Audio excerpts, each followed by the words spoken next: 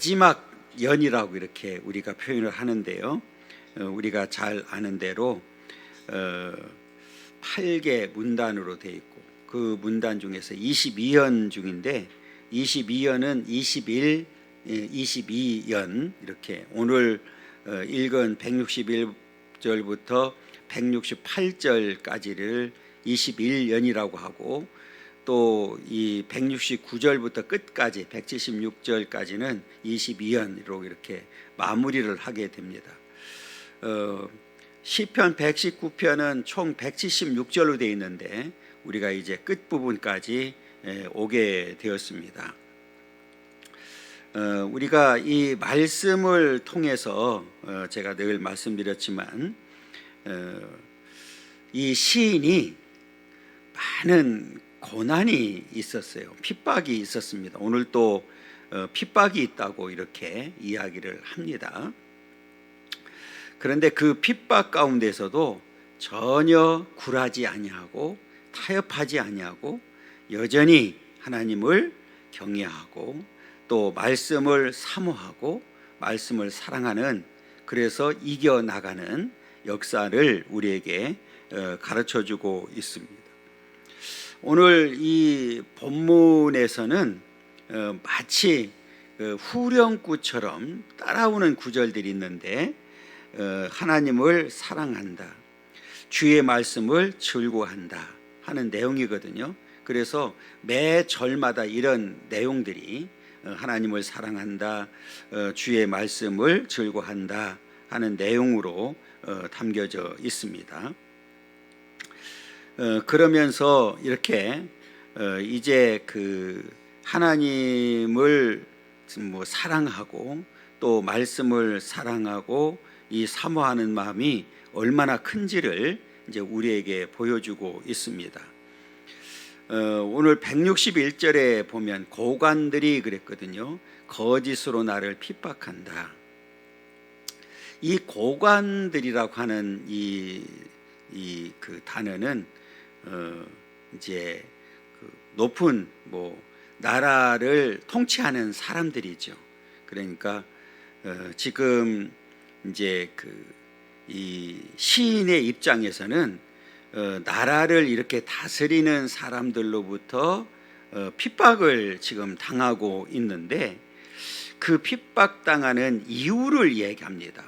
그 이유가 뭐냐? 거짓이라고 표현했거든요. 그러면 여기서 거짓이라고 하는 이야기는 말 그대로 거짓이죠. 허망한 거, 이런 것들이죠. 오늘 이 거짓이라고 하는 단어가 오늘 그 시인이 굉장히 중요한 포인트를 갖다 주었거든요. 이건 무슨 말이냐? 뒤에 보면 지금 시인은 그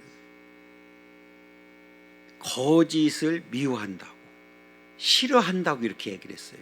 자, 우리 163절 한번 읽어보겠습니다. 나는 거짓을 미워하며 싫어한다 그랬어요. 그죠? 그러니까 지금 이 고관들은 거짓을 행하는 자고 나는 거짓을 미워하고 아주 싫어하는 자다. 요게 이제 오늘 말씀의 포인트거든요. 그러면 이 고관들이 지금 거짓으로 나를 핍박한다, 이 말은 뭐예요? 자, 지금까지 우리가 시편 119편을 통해서 계속해서 제가 강조한 게 이 시인은 말씀을 뭐합니까? 사랑하죠. 그거 지키려고 너무너무 애를 썼어요. 자, 여기서 답을 우리에게 준 거예요. 이 얘기는 뭐냐면 지금 이 고관들로부터 그 시인이 핍박받는 이유는 어디 있느냐? 내가 말씀을 지키고 말씀대로 살려고 하니까 핍박하는 거예요. 자, 지금 이 고관들은 한마디로 말하면 말씀을 지키지 않는 자들이에요.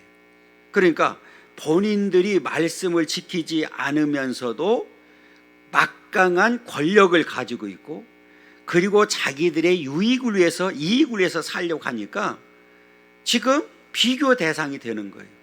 지금 이 시인은 어떻게 하든지 말씀을 지키고 말씀대로 살려고 하다 보니까 회유하는 거잖아요. 소위 말하면 야, 너도 우리들처럼 살아, 뭐 이런 거잖아요. 지금 그렇잖아요. 그러니까 계속해서 그 소위 말하면 뭐라고 얘기할 수 있을까요? 핍박하는 거죠. 그런데 지금 시인은 뭐라고 얘기하느냐면 그 상황에서 나의 마음은 주의 말씀만 경외합니다. 그러니까 이 마음이 고정되어 있는 거예요. 그래서 제가 늘 말씀드리지만 저는 이제 마음을 그릇이라고 표현하잖아요. 그러니까 마음의 그릇에 나는 하나님이 있고 내 마음의 그릇에 말씀으로 가득 차 있기 때문에 당신들이 지금 하나님의 말씀을 떠나서 거짓을 행하는 데에 대해서는 나는 동의할 수가 없다. 그걸 딱 선을 그으니까 당연히 뭐 할 수밖에 없어요? 핍박을 받을 수밖에 없는 거죠. 여러분, 오늘날도 우리가 이 말씀대로 살려고 하고 말씀을 지키려고 하면 당연히 따라오는 게 뭘까요? 핍박이죠. 그렇잖아요. 그 미국의 그 연합감리교회라고 굉장히 큰 교단이거든요. 거기가 이제 결국은 갈라질 수밖에 없었는데 이유는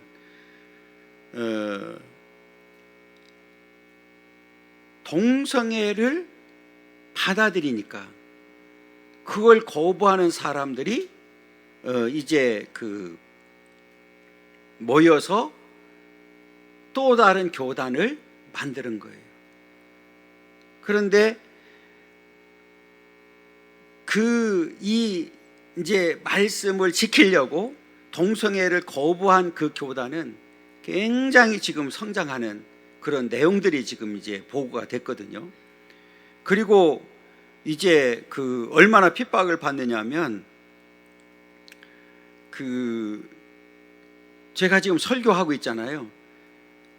지금 우리 한국에서는 그렇게 못합니다. 그런데 아직도 미국 같은데 감리교회는 이 감독이라고 하는 사람의 권한이 막강합니다. 바로 파송할 수가 있고 파송을 처리할 수 있는 거예요. 그런데 설교 중에 있어요. 지금 목사가 감리교회 한 교회에 목사가 설교하고 있는데 감독회장이 그 시간에 들어온 거예요. 내가 잠깐 얘기하겠다. 그리고 그 시간에 설교를 중단시키고 그 자리에서 파송을 처리해 버리는 거예요. 그러면 그 순간부터는 그 교회 담임 목사가 아닌 거예요. 지금 이런 일이 벌어지고 있는 거예요, 지금.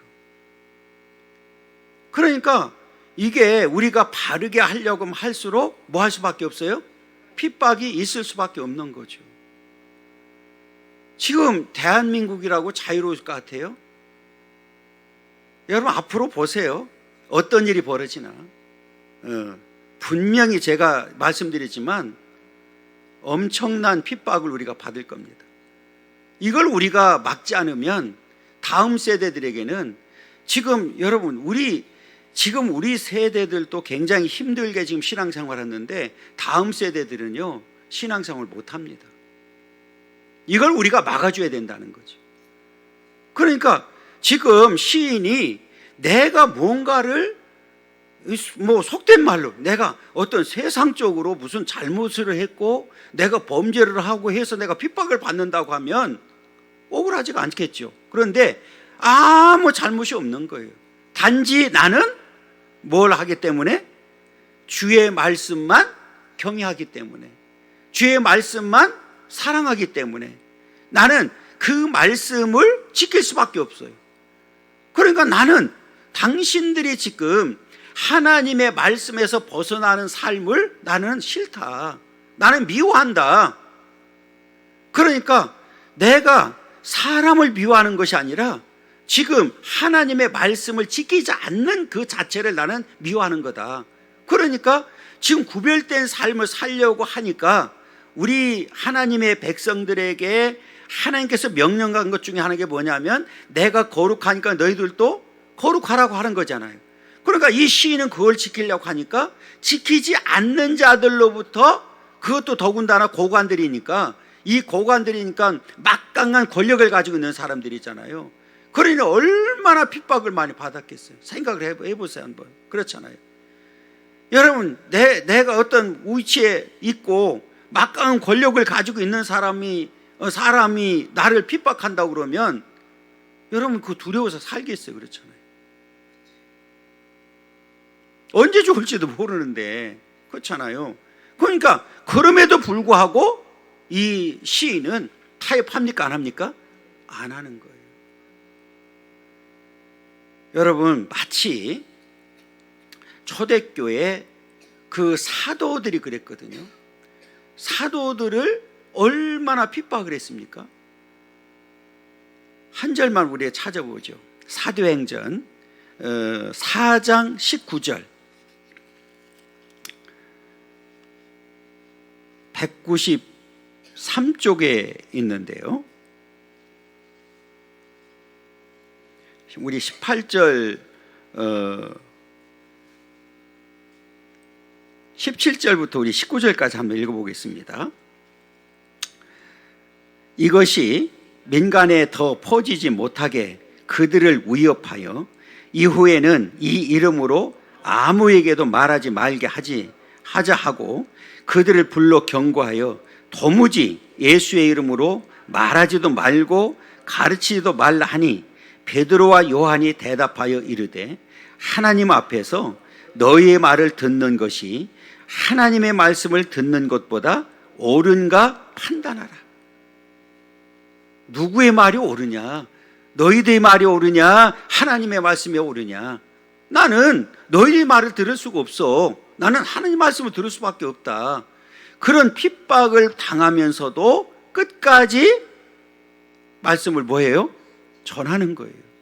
그래서 20절에 보면 이렇게 해요. 우리는 보고 들은 것을 말하지 아니할 수 없다 하니, 보고 들은 것을 말하지 아니할 수 없다. 우리는 너희들이 아무리 그래도 우리는 진리이기 때문에 말씀을 전할 수밖에 없다. 이런 핍박을 받으면서도 끝까지 그 고수했단 말이에요.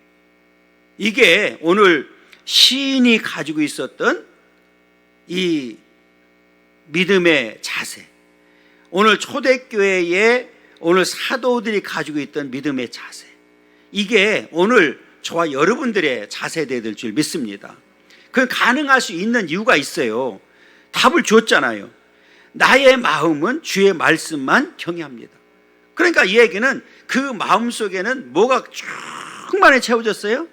예, 말씀이 충만히 채워진 거예요. 그러니까 나는 그 진리를, 너희들은 거짓을 행하고 있지만 나는 진리를 행하는 자라니까 너희들이 아무리 협박을 핍박을 해도 나는 여기서 나는 타협할 수가 없다. 이렇게 얘기를 합니다. 오늘 우리도 이제는 우리의 마음은 주의 말씀만 경외하는 삶이 되기를 간절히 소망합니다. 이렇게 이제 마음의 그릇에 하나님이 말씀이 충만히 채워지니까 그 삶의 방향이 완전히 달라진 거예요. 그러니까 아무리 핍박을 해도 견딜 수가 있는 거죠. 그러면서 지금 이 시인이 이제 앞에 지금 말씀드렸잖아요. 지금 119편 내내 하면서 고난, 핍박, 위기 없을 때가 있었어요? 없었어요? 계속 있었잖아요. 그런데 오늘 그럼에도 불구하고, 그런 핍박 가운데 있는데도 불구하고 뭐라고 표현하냐면 나는 너무 기쁘다. 무엇로 비교해서 그 기쁘다고 얘기하느냐면, 여러분 우리가 성경에 보면 전쟁에서 승리한 사람들은 뭐를 가져가죠? 탈취물을 가져가잖아요. 그죠? 예를 들어서 우리가 이제 전쟁에서 승리하게 되면 탈취물을 이제 그 성읍에 있는 것까지, 그 나라에 있는 것까지, 그리고 그 군인들이 가지고 있는 것까지 다 가져오잖아요. 그러면 여러분, 그 탈취물을 가졌다는 얘기는 일단은 전쟁에서 승리했다는 거고, 그러면 승리했다는 얘기는 이제 돌아올 때에 고국으로 가족의 품으로 돌아갈 때, 여러분 그 생각을 한번 해보면 어떨까요? 전쟁터에 나갈 때는 내가 살아올지 못 올지 모르잖아요. 우리가 지금은 이제 그렇지 않지만은 우리가 어렸을 때도요, 시골에서 이렇게 보면 군대 갈 때 부모님들이 안 오는 사람이 없어요. 왜 그래요? 왜? 살아올지 죽을지 모르는 거예요. 실제로 그때는 죽기도 많이 죽었고요, 실제로. 그런데 지금 전쟁에서 치열한 전쟁을 하고 난 다음에 승리했어요. 그리고 탈취물을 가지고 온다는 얘기는 이 전쟁에 참여한 사람들은 모두가 다 그 탈취물을 나눠 갔잖아요.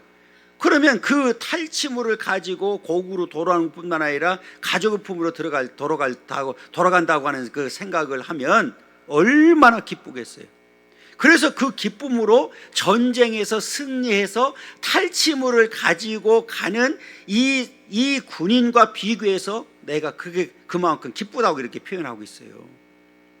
그게 여러분 오늘 162절인데 보세요. 사람이 많은 탈취물을 얻은 것처럼 나는 주의 말씀을 여러분 정말 이런 즐거움이, 이런 기쁨이 있습니까? 없대. 예. 사람이 많은, 그것도 탈취물도 적은 게 아니에요. 많은 탈취물을 얻은 것처럼 나는 주의 말씀을 즐거워합니다. 야, 이게요. 그러니까 이 시인은요, 이 말씀을 얼마나 사랑했는지를 보여주는 거예요. 그러니까 세상에 다 없어져도 나는 말씀만 있으면 된다, 이런 생각이잖아요.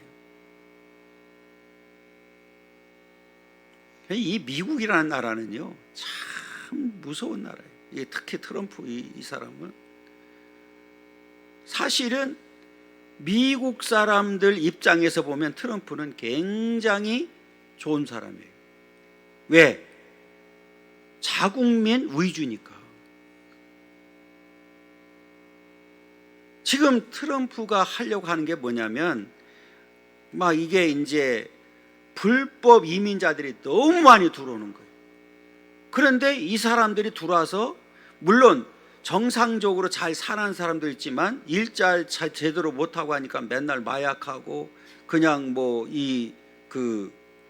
도둑질하고 나라를 위협하기 때문에 이 사람들은 그냥 두면 언젠가는 우리나라가 위험하다고 생각하는 거예요. 그러니까 지금 이제 다 추방하겠다고 하는 거잖아요. 그러면 이 자국민 입장에서는 백성들을 어떻게든지 보호하려고 하는 거고, 그 다음에 일자리도 이 사람들한테 지금 주지 않고 자기 이제 자국민들한테 일자리를 만들어주겠다고 하는 이런 내용이고, 그 다음에 또 이 트럼프가 그냥 막 사는 것 같지만 하나 아주 중요한 게 있어요. 주일은 철저히 지킵니다. 아주 신앙적으로요. 그분이 계속해서 당선되는 이유가 어디냐면 기독교인들이 밀어주는 거. 철저합니다, 그거는. 그러니까 창조론 이게 미국에서도 이제 진화론 이런 거 나오잖아요. 뭔 소리야, 창조론이지. 이걸 아주 강하게, 그 다음에 동성애 용서를 안 합니다. 그러니까 제가 볼 때는 그런 강한 어떤 이 신앙적인 확신이 있어요, 이분이. 그러니까 그래도 하나님이 붙들어주지 않나, 이제 이런 생각을 하는 거예요. 지금 우리가 잘 아는 대로 이란하고 이스라엘하고 지금 전쟁하고 있잖아요. 그런데 이란이 당했잖아요. 그게 그냥 이스라엘이 한 게 아니라 고도의 오래전부터 미국하고 이란하고 이스라엘하고 작전을 한 거잖아요. 비행기를 띄워가지고 유도 작전을 하고 엉뚱한 데 이제 그 핵시설을 지금 파괴하려고 지금 실제로 그 핵시설 타켓을 때린 거잖아요. 그러니까 요즘은 옛날처럼 뭐 직접 가서 때리는 게 아니잖아요. 앉아가지고 컴퓨터를 해가지고 그냥 때리면 몇천 킬로 가가지고 그냥 내가 원하는 타켓에 딱 때려버리니까 방법이 없는 거예요. 예? 그리고 이란에서 이제 뭐 쏘잖아요. 14개 쐈는데 13개를 다 떨어뜨렸잖아. 그러니까 이게 게임이 안 되는 거예요. 이게 무서운 나라입니다. 예? 여러분, 우리나라도 이제 미군들이, 저는 그런 생각을 해요. 미군들이 만약에 철수한다, 우리 자국민 가지고 북한이 이길 수 있을까요? 저는 힘들다고 봐요. 힘들다고 보고요. 그 유엔이 그나마 이제 그 판문점, 양반들 데리고 판문점 한번 가볼까? 예? 판문점 거의 못 갔죠. 예. 제가 한동안에는 학생들 많이 데리고 다녔어요. 우리 광명 와서는 안 했는데 학생들 데리고 가면은 맨날 하는 게, 학생들이 조금 까부는 애들은 뭐 하느냐, 청바지 찢어진 거 입고 오고 신발도 막 쓰레빠 신고 오잖아요. 제발 그거 못 신고 오게 합니다. 지금도 그럽니다. 그 이유가 있어요. 그걸 찢어가지고 그걸 사진 찍어가지고 봐라, 자 남한 애들 저 거지들 아니냐, 이게 선전하는 거예요. 그러니까 올 때 좀 제발 옷 좀 깨끗하게 입고 뭐 이렇게 하라고 해도 꼭 그런 애들 한두 명 있어. 그래요. 판문점 한번 가야 되겠구만. 지금 이제 전쟁 때문에 그런 거예요. 오늘 탈침울 때문에 그런 얘기 지금 했는데, 여러분 아무튼 우리가 이제는 나라와 민족을 위해서 기도해야 됩니다. 정말 나라와 민족을 기도해야 되고요. 또 하나 제가 늘 말씀드리지만, 찬반을 떠나서 딱 세워졌으면 인정하고, 그렇잖아요. 어찌됐든지 우리 대통령이야, 그렇잖아요. 남의 대통령이 아니라고요. 인정해야 됩니다. 이해가 됐어요? 그리고 가야 됩니다. 그리고 이제 법은 법대로 나중에 뭐 처리하겠죠. 그러니까 그거는 그거대로 놔두고 우리는 인정하고 정말 이분이 잘할 수 있도록, 지난번에도 제가 말씀드렸지만 김대중 대통령 같은 통치를 다시 한번 해줬으면 좋겠다. 저를 대통령 시켜주면 내가 그렇게 할 거예요. 왜 그러냐면 정말 김대중 대통령 우리가 잘 알잖아요. 바다에 수장시키려고 한 거잖아요. 그게 누가 있어요? 아니, 전두환 대통령 한 거잖아요. 그 일본에서 배 타고 오는데 수장을 시키려고 할 때 그 미국에서 알았잖아요. 그래서 헬기를 동원해서 구출해낸 거잖아요. 몰라요? 이게 뭘 알아? 그런데 제가 자꾸 김대중 대통령 얘기하는 이유는 그거예요. 이분이 그럼에도 불구하고 청와대를 자기가 통치하는 5년 동안에 5번을 노태우, 전두환 대통령을 5번 초청을 했어요. 그래 만난 거예요. 여러분, 나를 죽이려고 했던 사람을 살려준 거 지나서 그게 쉬워요, 어려워요? 어려운 거예요. 저는 그 어른이 큰 그릇이라고 봐요. 정말. 그래서 나 같은 사람이 또 있더라고. 그러니까 여기 지금 이제 웃는 사람들은 약간 비웃는 사람들인데 기분이 조금 나빠. 그래서 하여튼 이게 왜냐하면 지금 우리나라가 발전을 못하는 이유는 정치입니다. 계속 발목 잡는 거예요. 이게 우리가 지금 경제예요. 심각합니다, 진짜. 지금 이 소상공인들 다 죽어가고 있어요. 정말 이게 심각해요, 진짜로. 그런데 이거를 못 차고 넘어가는 거예요. 왜? 발목 잡혀가지고 계속 뭐 청산하고 뭐 한다고 하고 그거 하다가 그냥 엉뚱한 짓 하는 거예요. 에너지를 거기다 뺏겨버리니까. 이거 하면 안 되잖아요. 지금 경제 살려줘야 돼요. 그렇잖아요. 그러니까 이걸 우리가 지금 기도해야 된다고요. 기도를. 그래서 우리는 어찌됐든지 시인처럼 나는 거짓을 미워하며 싫어하고 주의 율법을 뭐 한다고요? 사랑한다는 거예요. 즐거워하고 사랑하고 경외하고. 그걸로 끝나잖아요. 보세요. 164절. 주의 의로운 규례들로 말미암아 내가 하루 7번씩 주를 찬양합니다. 여러분, 이 7이라고 하는 얘기는 우리가 잘 아는 데는 완전수잖아요. 그러니까 이 말은 항상입니다. 사실 솔직히 말해서 우리가 하루에 찬양을 하기 위해서 7번 정해놓고 한다고 하면 이 사람은 대단한 사람이죠. 그렇잖아요. 그런데 이 시인은 7이라고 하는 이 숫자를 쓴 거는 그 특별한 의미를 부여하고 싶었던 거예요. 이 얘기는 나는 지금 하나님을 사랑하는데, 사랑하고 주님을 찬양하는 데 있어서 나는 쉼이 없는 거예요. 항상 그런 마음을 가지고 지금 살고 있다는 거죠. 여러분, 우리가 7이라는 숫자가 굉장히 중요한 의미를 가지고 있잖아요. 우리 하나님의 천지를 며칠 만에? 7일 만에 했잖아요. 노아가 방주를 만들어 놓고 그 짐승을 들여보낼 때가 어떻게 했어요? 7쌍씩. 그리고 마지막 방주의 문이 며칠? 7일. 그죠? 그 다음에 아브라함이 아말렉과 전쟁을 할 때에 이제 그 언약을 맺어요. 어린 양 7마리. 그 다음에 그 제사를 지낼 때에도 그 짐승의 피를 가지고 들어가서 7번 뿌리라고 말씀했어요. 그러니까 이 7이라는 숫자가 굉장히 특별한 의미를 가지고 있거든요.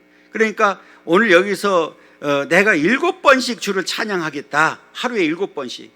사실은 7번 이 정해놓고 찬양하는 사람도 대단한 사람인데 여기서 그냥 7번을 말하는 게 아니라 항상 말하는 거예요.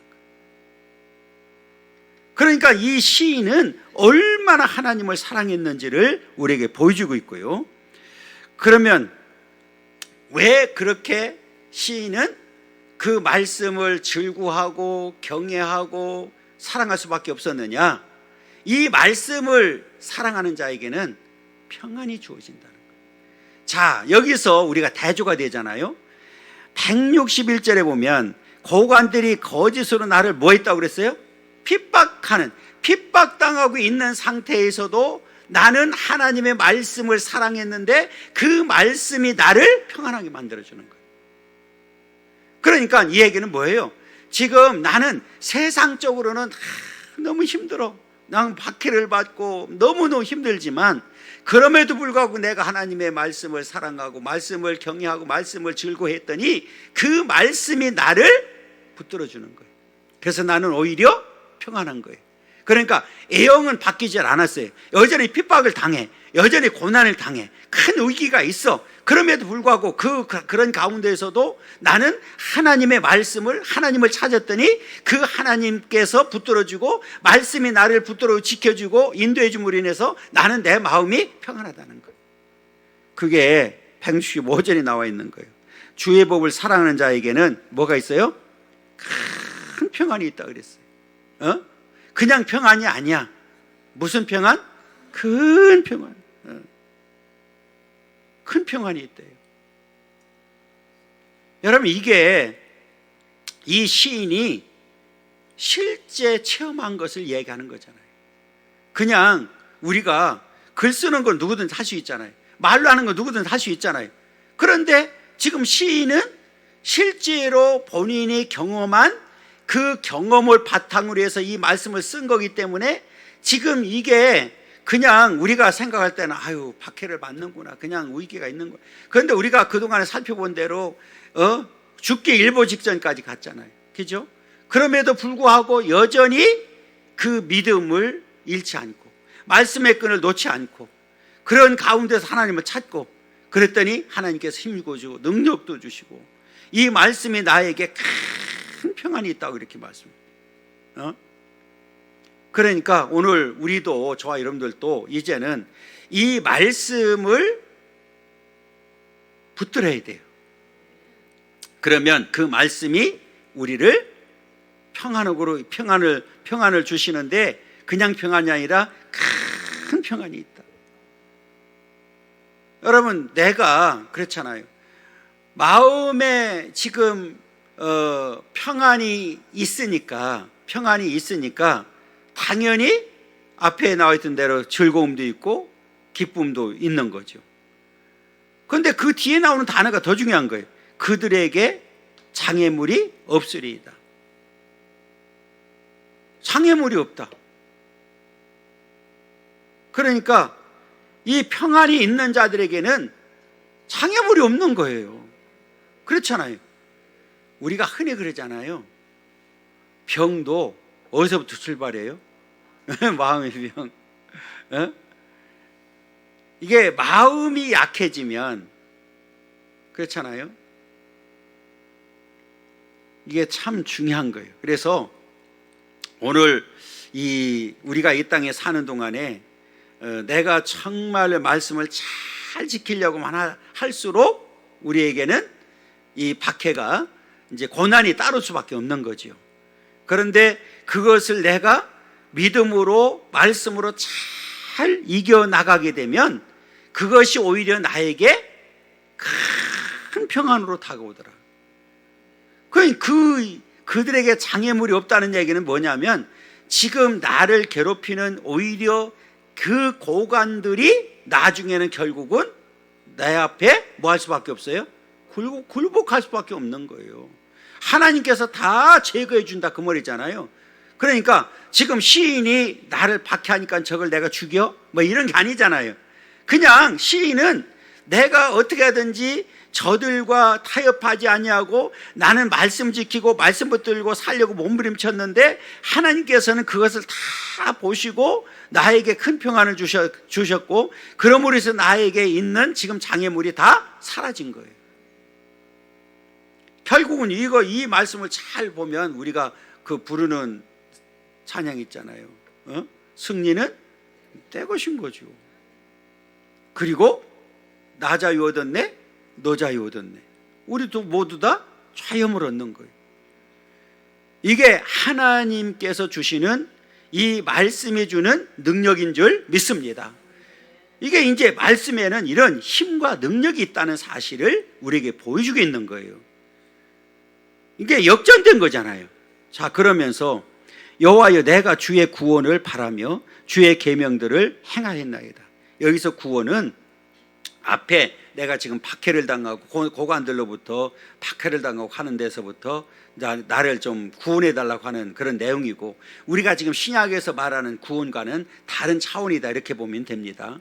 그러니까 내가 지금 하는 어려움 가운데 있는데 그 모든 어려움에서 벗어나게 만들어 달라고 하는 단어를 쓰기 위해서 구원이라는 말을 썼거든요. 그러면서 주의 계명들을 행하였나이다. 그러니까 이 얘기는 뭐냐면 지금 그 고관들이 거짓말을 하는 것은 지금 말씀에 도에서 벗어난 삶을 살고 있잖아요. 그런데 지금 시인은 그들이 그렇게 핍박을 하고 하는 가운데서도 주의 계명들을 뭐 했다고요? 예, 앞에 즐거워하고 경외하고 사랑하는 걸로 끝나지 않냐고 적극적으로 행동으로 뭐 했어요? 옮긴 거예요. 옮겼어요. 그래서 우리가 요한계시록 1장 3절에도 말씀을 읽고 듣고 지키는 자가 복이 있다고 그랬잖아요. 그러니까 오죽하며 행함이 없는 믿음은 죽은 믿음이라고까지 얘기를 하잖아요. 그죠? 그러니까 오늘 행동으로 적극적으로 옮겼다는 거예요. 그러니까 지금 시인이 말씀을 즐거워하고 경외하고 사랑하고 그걸로 끝나지 않냐고 그 말씀을 지키고 말씀을 행동으로 옮기기 위해서 얼마나 노력했는지를 우리에게 보여주고 있는 거거든요. 여러분, 오늘 저와 여러분들도 이렇게 이제는 그 계명들을 이 행동으로, 이 말씀들을 행동으로 옮길 수 있는 그런 믿음이 되기를 간절히 소망합니다. 자, 그래서 이제 야고보서 우리 2장 18절 한번 찾아보겠습니다. 2장 18절 373쪽인데요. 야고보서 2장 18절.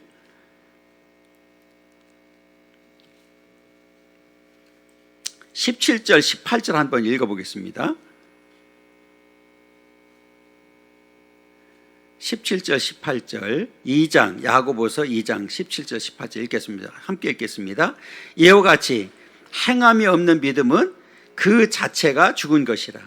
어떤 사람은 말하기를 너는 믿음이 있고 나는 행함이 있으니 행함이 없는 내 믿음을 내게 보이라. 나는 행함으로 내 믿음을 내게 보이라 하리라 그랬어요. 어떤 사람이 말해요. 나는 믿음이 있는데 나는 행함이 뭐예요? 너는 믿음이 있고 나는 행함이 있다. 그런데 행함이 없는 내 믿음을 내게 보이라. 그거 뭘로 보여줄 수가 있어요? 행함이 없는 믿음을 보이라고 그러니까 뭘로 보여줄 수 있어? 그러니까 이렇게 이제 행함이 있는 사람은 그럼 내가 행함으로 보여줄게. 그걸 보여주는 거예요.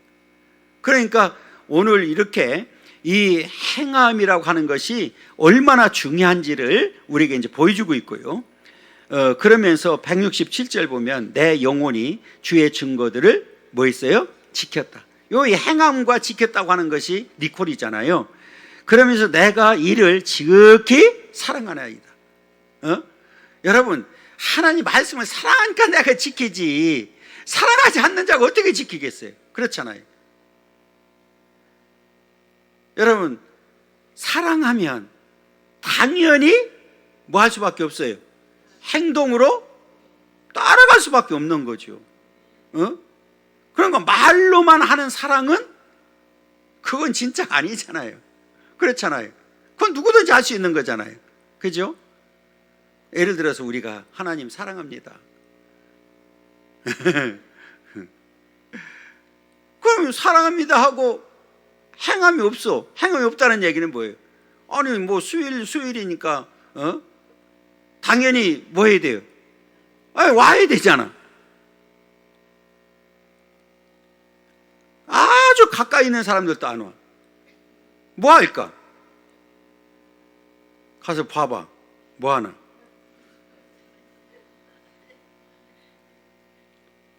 그건 사랑이 아니죠. 그렇잖아요. 그러니까 오늘 내가 사랑하기 때문에 지키는 거예요. 그 말씀을 지켰다. 이렇게 말하면서 168절은 내가 주의 법도들과 증거들을 지켰사오니 나의 모든 행위가 주 앞에 있다. 이게 내 모든 행위가 주 앞에 있다는 얘기는 이 코람데오. 그러니까 하나님의 면전에서 지금 자기가 어떻게 살았는지를 하나님이 다 알고 있다 그 말이잖아요. 그러니까 이 말은, 이 시인은 물론 완벽하다고 하는 얘기가 아니라 나는 하나님 앞에 정말 내가 말씀을 사랑하기 때문에 지켰는데 내가 할 수 있는 한 최선을 다했다고 고백하는 거거든요. 여러분, 이 고백이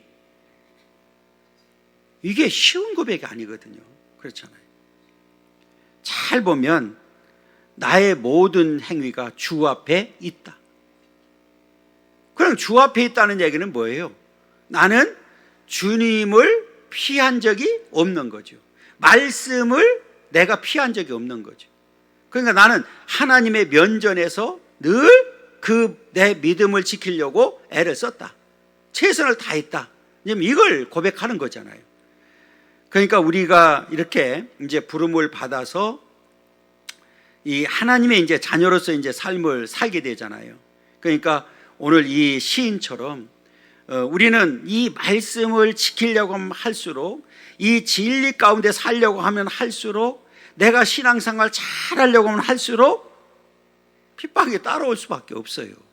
그런 고난이 따를 수밖에 없단 말이에요. 그때 우리는 어떻게 해야 되느냐? 오늘 시인이 답을 주었어요. 그럼에도 불구하고 나는 말씀을 즐거워해야 되고 경외해야 되고 사랑해야 되고 지켜야 되고 행동으로 적극적으로 옮겨야 되고 나는 하나님 앞에서 최선을 다하는 삶을 살아야 된다. 그리고 내 입술을 통해서 내 찬송이 끊이지 않기를 원한다. 내 마음은 이미 말씀으로 충만에 채워져 있기 때문에 내 마음은 하나님께 고정되어 있다. 그러니까 나는 어떤 상황이 있든지 나는 말씀을 지킬 거고 나는 하나님을 높여드리는데 최선을 다하는데 그것이 나는 하루에 7번 찬송하겠다. 이게 오늘 시인이 우리에게 주는 답이거든요. 오늘 저와 여러분들도 어떤 어려움이 있고 핍박을 당한다 할지라도 끝까지 오늘 시인과 같이 믿음을 지킬 수 있기를 간절히 소망합니다. 지금 이제 우리 대한민국의 현실이 이제 코로나 이후에 우리도 지금 경험하고 있잖아요. 체험하고 있잖아요. 회복이 지금 안 되고 있잖아요. 그러니까 이게 어떤 우리에게 보면은 고난이라고 이렇게 우리가 표현할 수 있잖아요. 이런 이 질병이라고 하는 이 고난을 통해서 많은 사람들이 신앙을 포기해버린 거잖아요. 이게 안타까운 거죠. 그래서 우리가 끝까지 믿음을 지키는 일이 얼마나 중요한지를 보여주고 있는 거예요. 그래서 오늘 시인과 같이 어떤 박해가 있든지 고난이 있든지 끝까지 믿음을 지키고 행동으로 옮겨서 우리는 궁극적으로 하나님 앞에서 승리하는 그런 삶이 되어야 될 줄 믿습니다. 마지막까지 이런 믿음이 저와 여러분들 가운데 있기를 간절히 소망합니다.